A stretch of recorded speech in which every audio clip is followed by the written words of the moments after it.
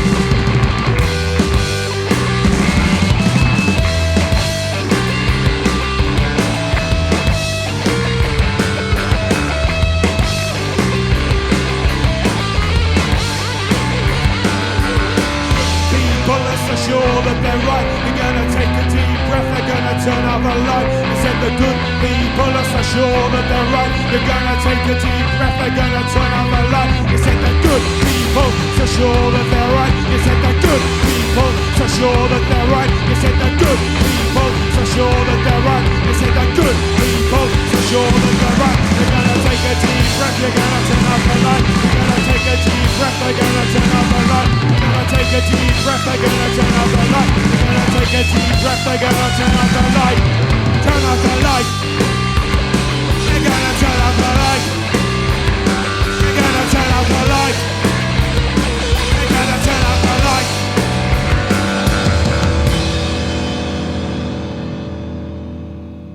Salut Chimia. Bonsoir. Salut. Yo. Salut. Alors, je commence toujours par un petit tour de table. Est-ce que chacun peut dire comment il s'appelle et qu'est-ce qu'il joue? Moi c'est Tom et j'ai fait le vocal. Scoob, guitariste. Mathéo et basse. Coralie à la batterie. Eh ben, moi j'ai un peu tout de suite envie de vous demander, ça veut dire quoi Chimia? Chimia, en vrai, ça veut dire juste singe en italien. Mais il y a quand même une deuxième signification dans le langage un peu... Le langage deuxième langage. Et ça veut dire, en fait, avoir la chimia, ça veut dire être obsédé ou accro à quelque chose. Je veux dire l'argot. De l'argot, ouais. Putain, je savais même pas que ça voulait dire ça, tu vois. Ouais. Et avoir la chimia sur le dos, monkey on the back, c'est avoir une dépendance, une obsession de quelque chose.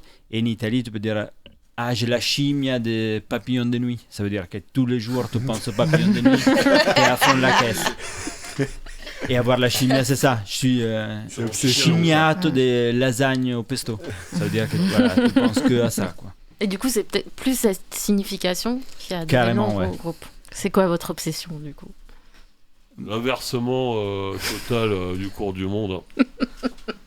J'ai rêvé d'un monde en flammes tourbillonnant dans l'infini. Voilà, ça c'est très bien. Je pense que l'hypnose. Il s'hypnotiser. Je pense que Bange, il va rigoler, mais l'hypnotiser, ouais. Alors ça vient d'où Chimia? Ça fait combien de temps que vous... Chimia, ça fait combien de temps que vous jouez ensemble? Je crois que c'était un soir de loose du côté de la Lutine, l'excellence du punk rock lyonnais.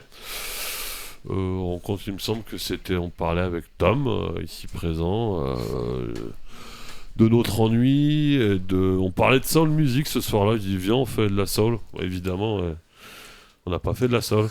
Et après, Mathéo, je sais plus comment t'es arrivé, comment t'en as parlé. En fait, j'avais envie de jouer. Du coup, j'ai demandé à tout le monde. Tu veux faire un groupe? Et Scoob, il a dit yes. Et Tom, il a dit ok. À l'époque, on avait... Tom à la batterie. Mais ça n'a jamais fait ça non plus. Ah ouais, tu devais faire la batterie au début? C'était ça l'idée au début, parce que nous on avait parlé, voilà, et moi j'aurais fait le batterie, parce que c'est ça que j'avais fait un peu à l'Angleterre. Et je me souviens, moi je suis réveillé en disant, putain, mais j'ai dit d'accord à quoi voilà, et j'avais un peu pensé, peut-être ça s'est oublié. Et après, tu m'avais envoyé un texto, peut-être une semaine après, en disant, tu disais que tu étais content, tu étais d'accord pour aller chanter. Donc voilà, on fait ça alors.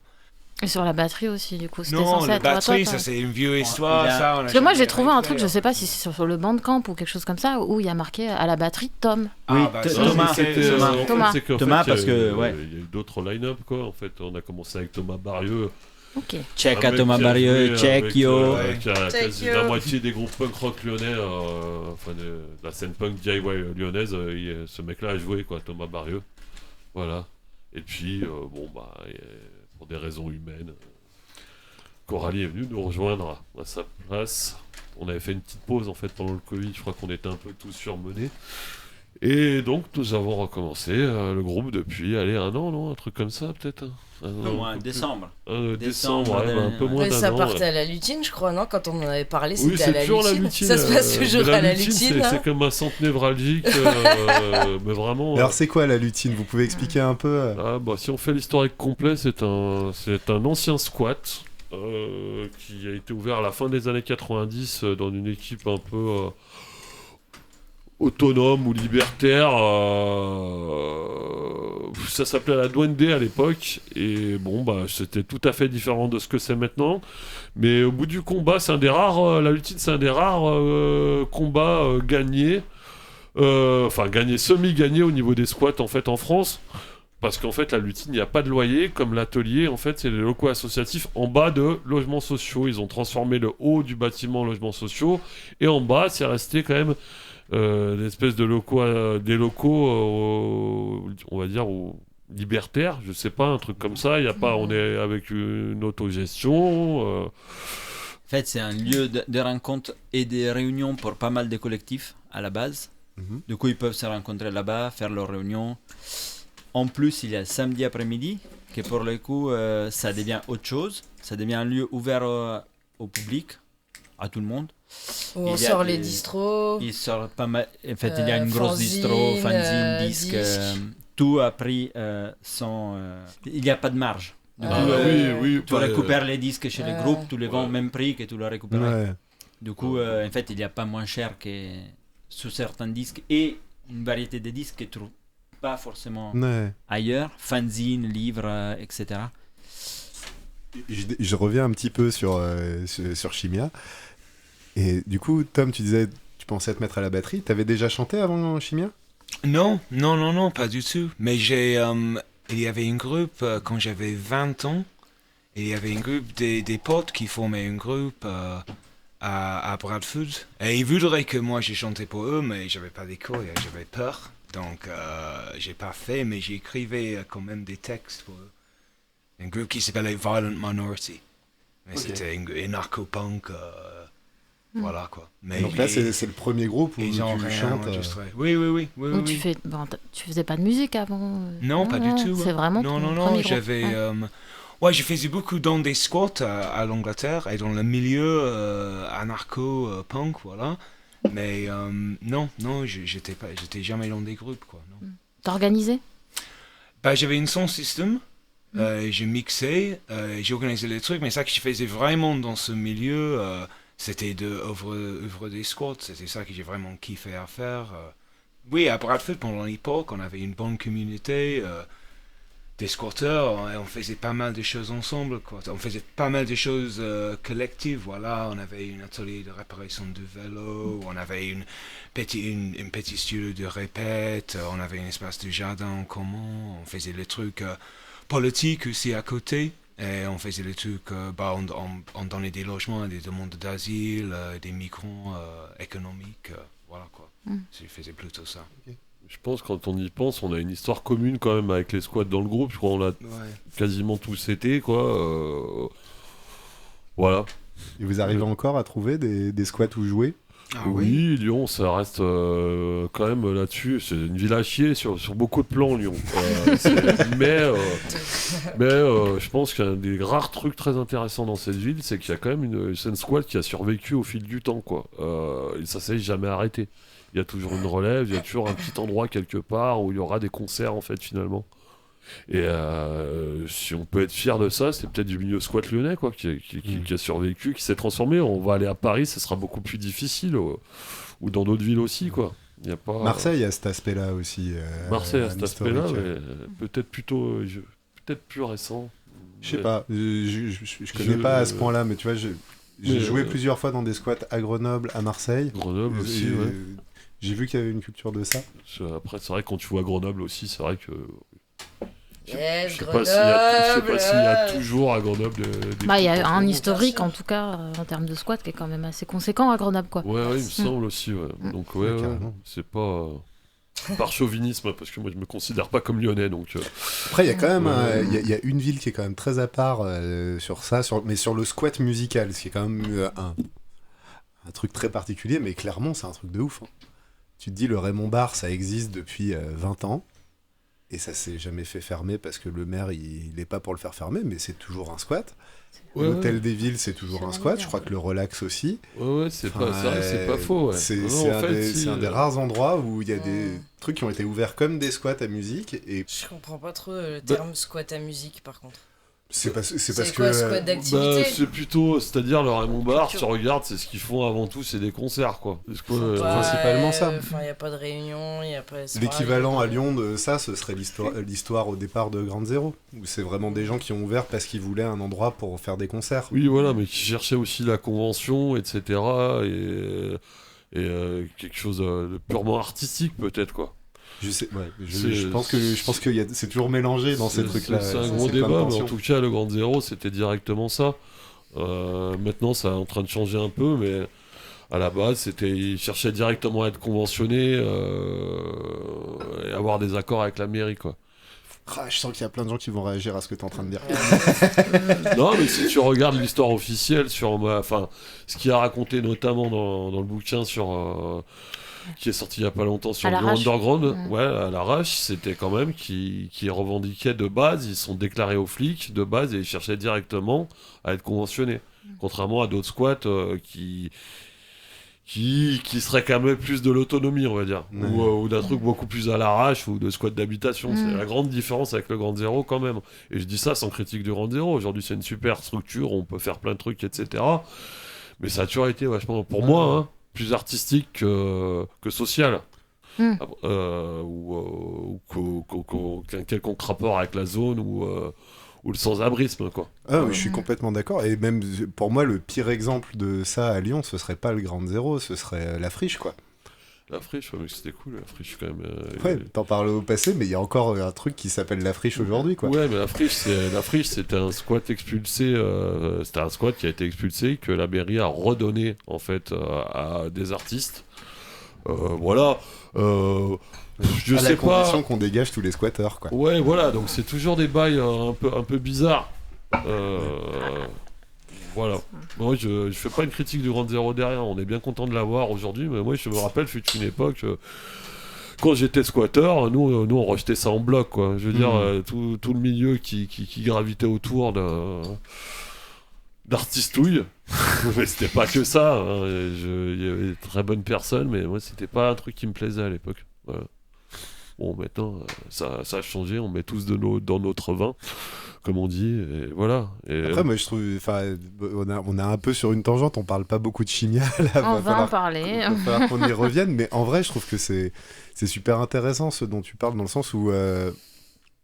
moi, c'est une tension que j'ai déjà sentie, de sentir que le milieu plus politique, du milieu squat ou pas, pouvait avoir une tension envers le monde artistique, parce que c'est politisé, parce que etc. Et disons que quand tu vois la grandeur des locaux de Grande Zéro, surtout à une époque, et que en fait ils faisaient l'activité était principalement de faire jouer des groupes underground de chez underground, donc qui nécessitaient un certain rapport, un certain comment dire, un capital culturel.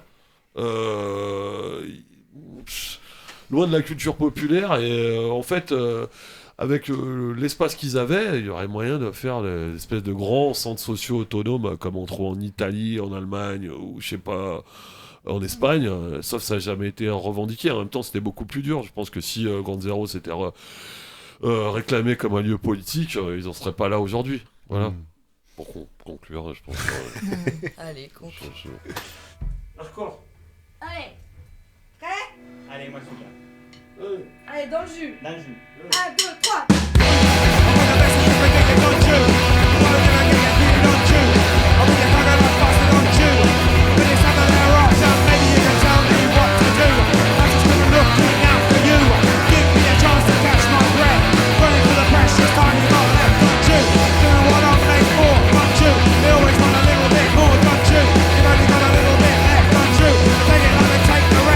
Someone who gets paid to be done.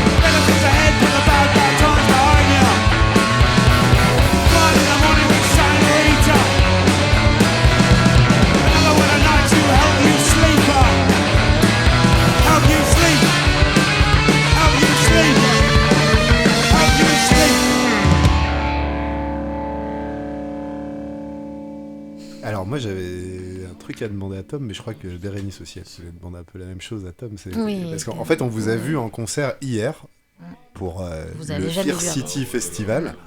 Grave. Qui est quand même un festival classe, quoi. Ouais. Bravo à Léo qui organise Léo, il ça. assure Check, de Léo. malade. Ouais, c'est un truc de ouf. Léo, Ouais, si non, tu nous oui, entends. bravo. Je pense putain. qu'il a plein d'humilité, donc faut pas en faire trop. Mais Non, pardon. quand même. Mais Quand même, bien joué. Ouais. C'est clair. Petit jeune sorti de nulle part qui nous fait bouger toute une ville. Et moi, il y a un truc qui m'a marqué dans le concert hier, c'est que quand tu chantes, Tom, j'ai vraiment l'impression que c'est important ce que tu dis.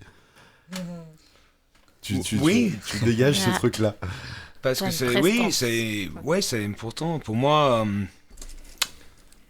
les paroles, il y a une thématique vraiment dans quasiment tous nos morceaux pour moi, et c'est un peu la condition humaine d'être piégé. Et c'est d'être piégé soit par ta propre incapacité de naviguer ta propre vie, ou c'est soit, et les morceaux qui parlent de ma vie personnelle, c'est ces situations dans lesquelles je me trouvais, soit au travail, ou soit d'ailleurs, ou sinon, c'est les gens qui se trouvent piégés par les circonstances sociales, autrement, et donc ça, j'aborde des questions de classe sociale, de race, de genre, de sexe. So, oui, ils sont importants. Ouais, je passe beaucoup, j'écris, ça prend beaucoup de temps de trouver le sujet sur lequel je peux écrire les paroles, et ça prend aussi, parfois, pas toujours, mais parfois aussi, ça prend beaucoup de temps pour que j'arrive à mettre des paroles avec musique, parce qu'il faut que quand même j'arrive à raconter l'histoire. Alors du coup, moi, ça me pose une question, c'est quand vous composez, en fait, du coup, tu écris tes paroles avant, ou du coup, tu écris tes paroles en fonction du morceau? Ça dépend, ça dépend. Moi, j'avais déjà beaucoup de paroles, souvent, je lis beaucoup, et les choses qui me touchent dans ça que je lis, je vais les noter. Et eux, ils peuvent devenir, c'est effectivement de poésie, ça peut devenir des chansons, mais c'est rare que j'ai une idée vraiment comment ça va sonner, quoi. Ça arrivait une fois, il y avait un morceau qui en joue plus, qui s'appelait Get Through, et ça, j'avais déjà ça faisait vraiment super vite, mais c'est le soul. Parce que comment vous composez vos morceaux de manière générale? Ça, c'est une question bateau. Tu veux que je te dise tu veux que je te dise pourquoi je la pose? Parfait, j'adore. Merci, merci Scoob. C'est une question. Excellent, quoi. C'est une c'est question Bérénice qui récurrente. la pose. C'est une question récurrente, mais c'est une question importante, notamment quand on est un groupe qui vient de la lutine.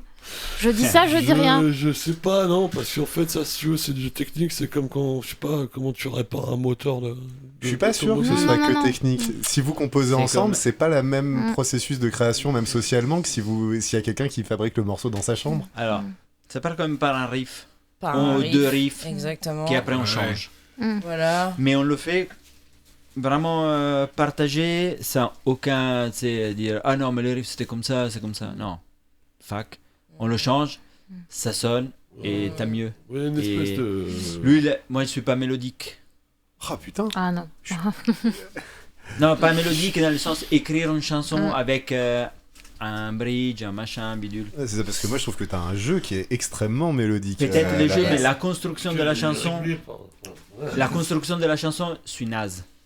Ouais. Mais je trouve un riff, Scooby il arrive à ouais, cette note par contre, ça va pas, c'est pas comme ça, essaye ça. Bon bah, Bah, ok. mais comme Bam. tu Et ça disais, rechange, ce que et ça tu réévolue. mélodises en fait. Oui, Parce que ouais. des fois, Mathéo il arrive avec un truc hyper saccadé, barré et tout. Oui. Du coup, on récupère les notes, on les met un petit peu plus wouh, un peu plus swag, tac, tac. De base, il a un jeu psychédélique pour moi, Ouais, Mathieu. Et carré entre le hardcore et le psychédélisme.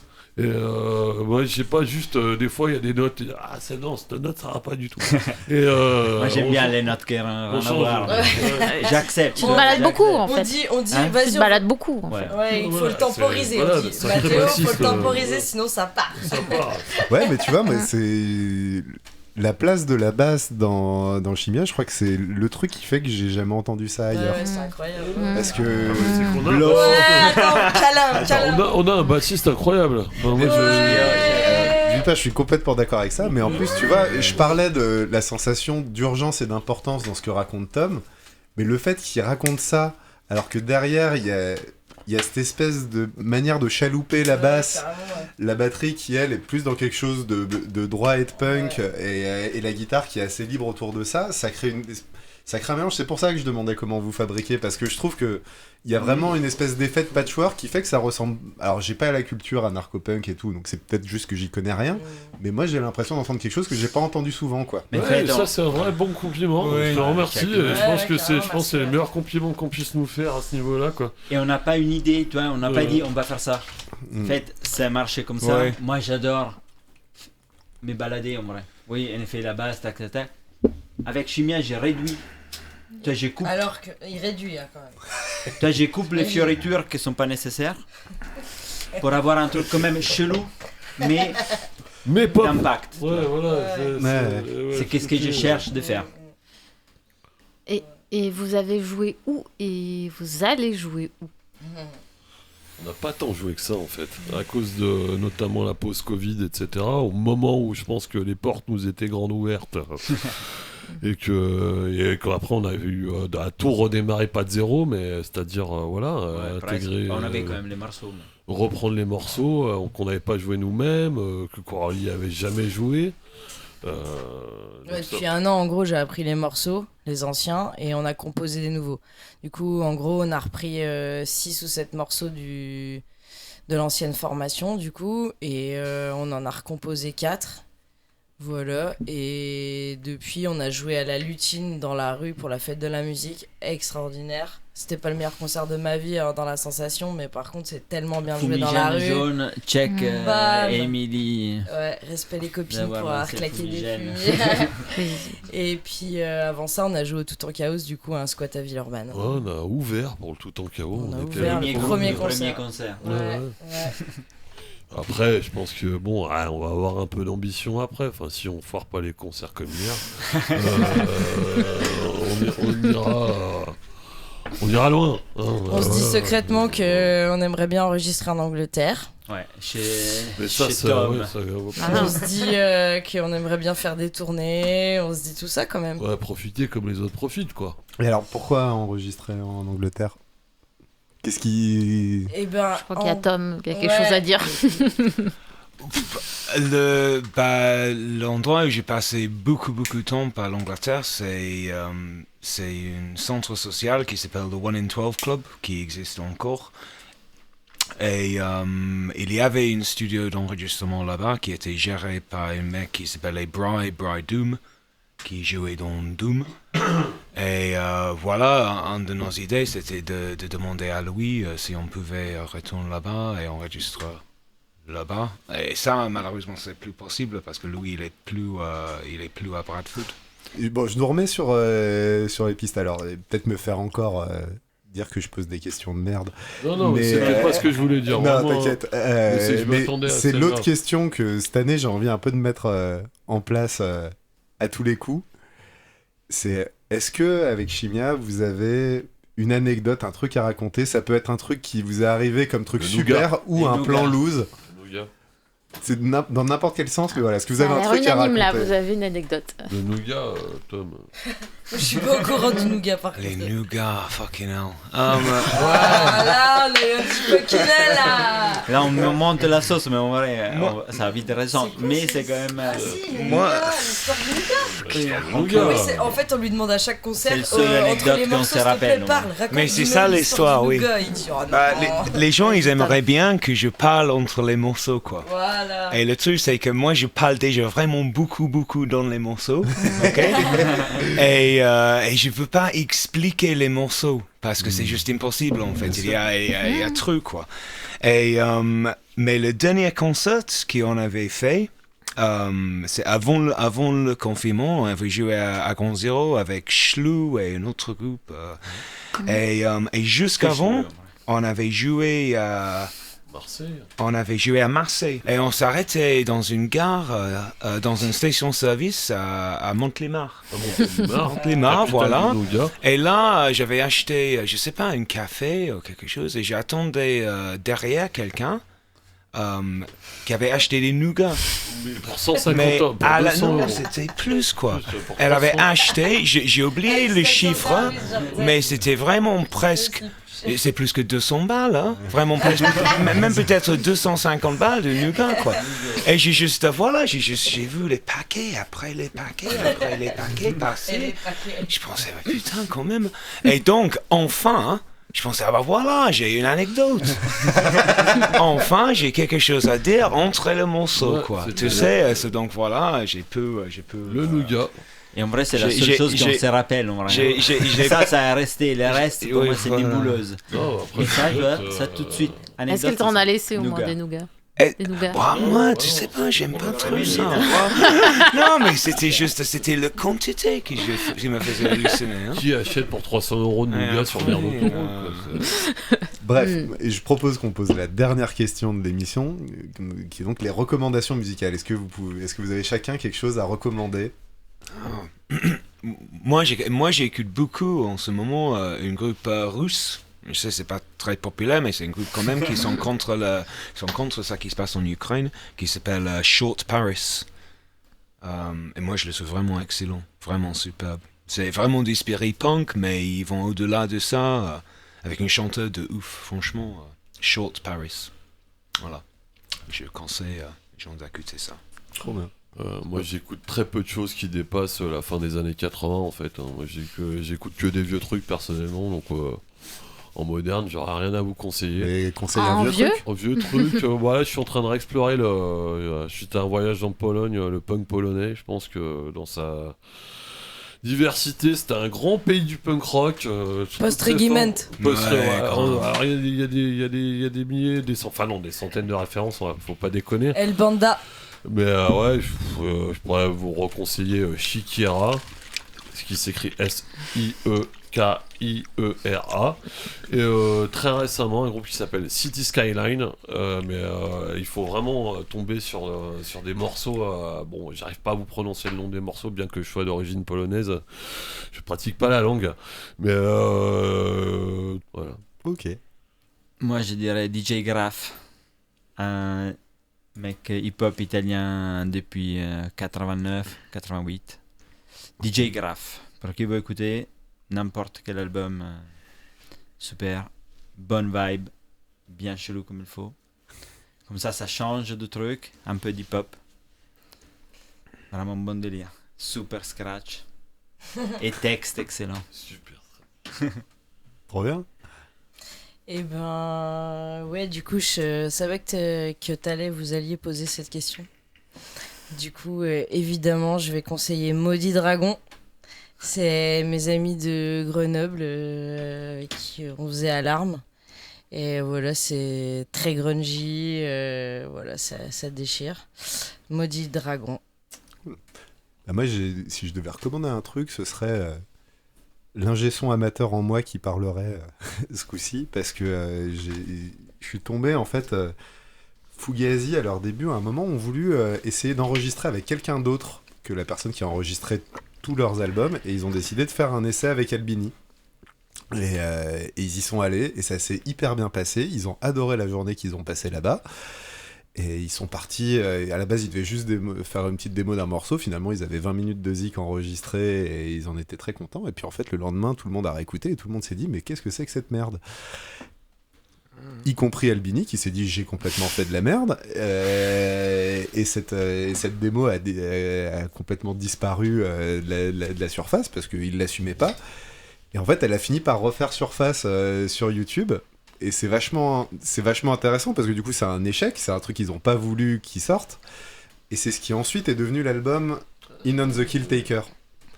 Et du coup tu peux entendre les mêmes morceaux, mais peut-être à un moment où ils n'étaient pas complètement encore sous leur forme finale, etc. Et tu peux entendre Fugazi d'une manière différente, alors qu'ils ont normalement toujours enregistré avec le même gars, qu'ils ont toujours un son cohérent et tout. Et du coup là, je trouve ça hyper intéressant de les entendre d'une manière... nouvelle quoi. Parce qu'il paraît, Steve Albini c'était un connard. J'ai vu plusieurs trucs récemment, notamment sur la scène de Chicago et tout ça. Ce qui paraît, c'est un connard. Voilà. Moi j'ai kiffé par contre Fugazi. Ah, Ouais, c'est Fugazi, attends, putain. magnifique. Les œuvres. C'est génial. Et merci Chimia. Merci à vous, c'est trop Vraiment, bien. franchement, merci beaucoup. Yes. Trop cool. Ouais. Il est tard.